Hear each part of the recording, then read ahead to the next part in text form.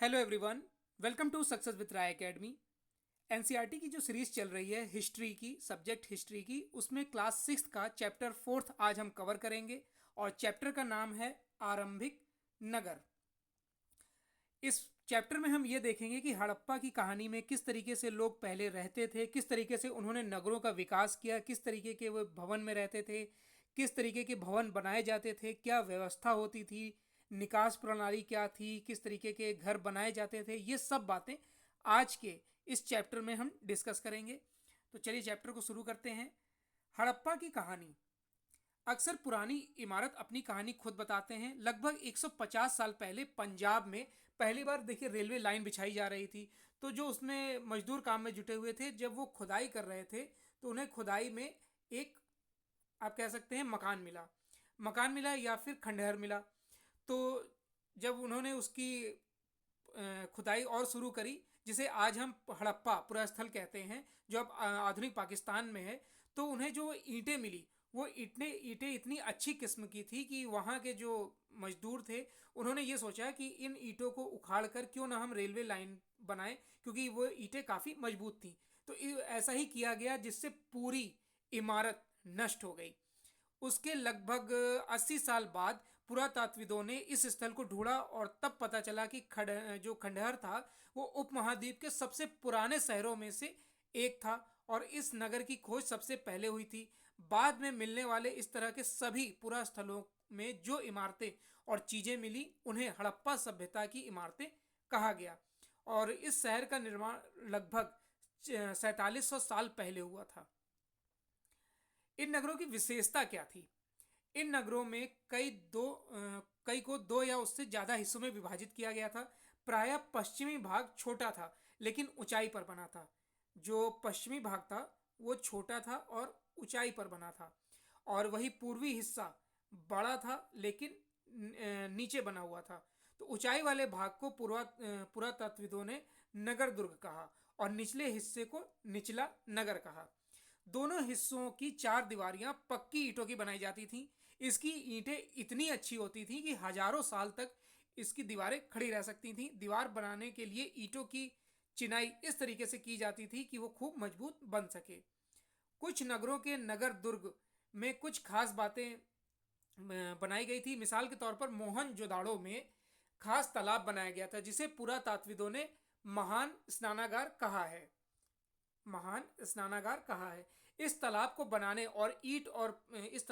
में ईंट और प्लास्टर का इस्तेमाल किया गया था। पानी के रिसाव को किस तरीके से रोका जाए, तो इसके लिए चारकोल पद्धति अपनाई गई थी, यानी चारकोल की परत चढ़ाई गई थी। इस सरोवर में दो तरफ से उतरने के लिए सीढ़ियां बनाई गई थी। चारों ओर कमरे बनाए गए थे और इसमें भरने के लिए पानी कुएं से लिया जाता था और जब यूज हो जाता था तब इस पानी को फेंक दिया जाता था। कालीबंगा और लोथल जैसे अन्य नगरों में अग्निकुंड मिले हैं। अब ये कालीबंगा कहाँ है? देखिए, कालीबंगा और लोथल, ये है कालीबंगा और ये है लोथल। यहाँ पर कुछ अग्निकुंड भी मिले हैं। अग्निकुंड मिलने से यह पता चलता है कि यहाँ यज्ञ किए जाते होंगे। हड़प्पा, मोहनजोदड़ो और लोथल जैसे कुछ नगरों में बड़े बड़े भंडार गृह भी मिले हैं। देखिए, यही पिक में जो आपको दिख रहा है ये है महान स्नानागार। ये यहाँ पर सीढ़ी यहाँ से भी है। ये देखिए, यहाँ से सीढ़ी उतरी, यहाँ से सीढ़ी उतरी, फिर यहाँ से, और यहाँ से सीढ़ी नहीं उतरी, यहाँ से। तो ये स्नानागार था। भवन, नाले और सड़कें। इन नगरों के घर आम तौर पर एक या दो मंजिल के होते थे। घर के चारों ओर कमरे बनाए जाते थे। अधिकांश घरों में एक अलग स्नानागार और कुछ घरों में कुएं भी होते थे। कई नगरों में ढके हुए नाले होते थे। इन्हें सावधानी से सीधी लाइन में बनाया जाता था और हर नाली में हल्की ढलान होती थी ताकि पानी आसानी से बह सके। अक्सर घरों की नालियों को सड़कों की नालियों में जोड़ दिया जाता था और उसके बाद जो नालियां थी उन्हें बड़े नाले में या मेन हॉल में मिला दिया जाता था, जिसके जरिए इनकी सफाई और का देखभाल ठीक से किया जा सके। ये सारा कार्य योजनाबद्ध तरीके से किया जाता था। नगरीय जीवन कैसा था? हड़प्पा के नगरों में बड़ी हलचल रहा करती थी। यहाँ पर ऐसे लोग रहते थे जो नगर की खास इमारतें बनाने की योजना में जुटे रहते थे। ये संभवतः यहाँ के शासक थे। यह भी संभव है कि ये शासक लोग लोगों को दूर दूर भेजकर वहां से धातुएं, बहुमूल्य पत्थर, अन्य चीजें मंगवाते होंगे। शायद शासक लोग खूबसूरत मनकों और सोना चांदी के आभूषण जैसी कीमती चीजों को अपने पास रखते होंगे। नगर में लिपिक भी होते थे, क्योंकि मोहरों पर जो लिखते थे, और जो लिखित यानी रिटर्न में जो चीजें थी वो बची नहीं है, इसलिए उसका कोई साक्ष्य मौजूद नहीं है। इसके अलावा नगरों में शिल्पकार स्त्री पुरुष भी रहते थे, जो अपने घरों या किसी उद्योग स्थल पर तरह तरह की चीजें बनाते होंगे। लोग लंबी यात्रा भी करते थे और वहां से उपयोगी वस्तुएं लाते थे। साथ ही लाते थे सुदूर देशों की किस्से कहानियां।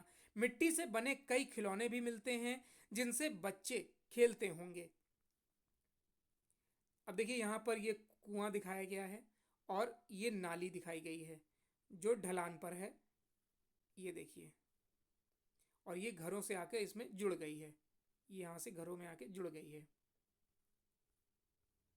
और ये बच्चों के खिलौने हैं, और ये वो जो सिक्के और मोहरें। नगर और नए शिल्प। पुरातात्विदों को जो चीजें मिली हैं उनमें अधिकतर पत्थर, शंख, तांबे, कांसे, सोने और चांदी जैसी धातुओं से बनाई गई है। तांबे और कांसे से औजार, हथियार, गहने और बर्तन बनाए जाते थे। सोना और चांदी से गहने और बर्तन बनाए जाते थे। यहाँ मिली सबसे आकर्षक वस्तुओं में मनके, बाट और फलक हैं। हड़प्पा सभ्यता के लोग पत्थर की मोहरें बनाते थे। इन आयताकार मोहरों पर सामान्यतः जानवरों के चित्र मिलते हैं। हड़प्पा सभ्यता के लोग काले रंग के डिजाइन किए हुए खूबसूरत लाल मिट्टी के बर्तन बनाते थे। संभवतः 7,000 साल पहले मेहरगढ़ में कपास की खेती होती थी। मोहनजोदड़ो से कपड़े के टुकड़ों के अवशेष, चांदी के एक फूलदान के ढक्कन तथा कुछ अन्य तांबे की वस्तुओं से चिपके हुए मिले हैं। पकी मिट्टी तथा फेंस से बनी तकलियां सूत कताई का संकेत देती हैं। फेंस क्या होता है ये हम आगे देखेंगे। इन सबसे अधिकांश वस्तुओं का निर्माण विशेषज्ञों ने किया था। विशेषज्ञ उसे कहते हैं जो किसी खास चीज में इंटरेस्ट लेते हैं या फिर खास सेक्टर के होते हैं। जैसे आज के समय में अगर हम देखें, अगर क्रिकेट का उदाहरण लें, तो जो पिच बनाते हैं वो पिच वाले विशेषज्ञ होते हैं। आप कह सकते हैं कि जो वैज्ञानिक होते हैं, अब जैसे जो मेडिसिन बनाते हैं वो उस सेक्टर के विशेषज्ञ होते हैं।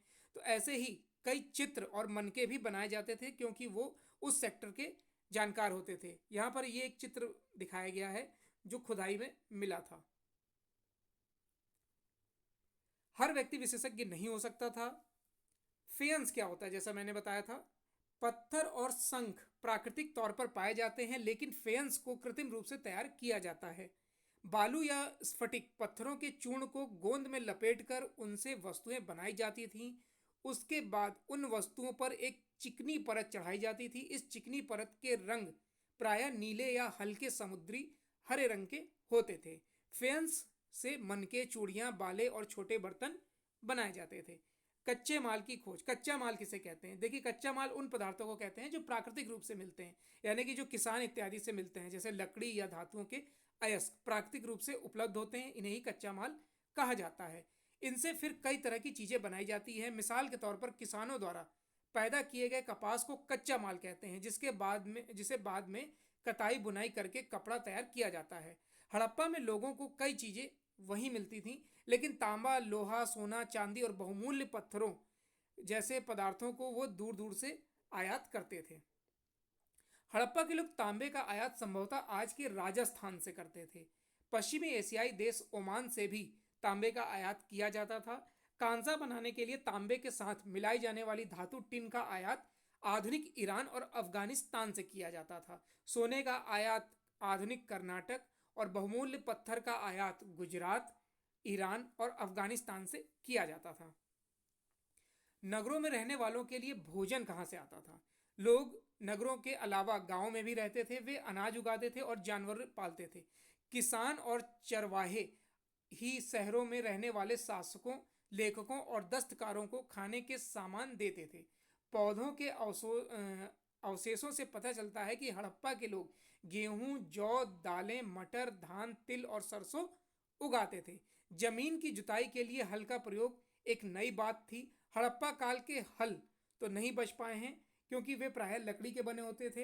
लेकिन जो बच्चों के खिलौने मिले हैं उसमें हल जरूर मिला है, जिससे हम अनुमान लगा सकते हैं कि सिंचाई हल से की जाती थी। संभवतः पानी का संचयन किया जाता होगा और जरूरत पड़ने पर फसल की सिंचाई भी की जाती होगी, यानी कि लोग जल को एकत्र किए जाने लगे होंगे। जो आज प्रधानमंत्री योजना चला रहे हैं वर्षा के जल को संचित करने का, लोग उस टाइम उसको किया करते थे।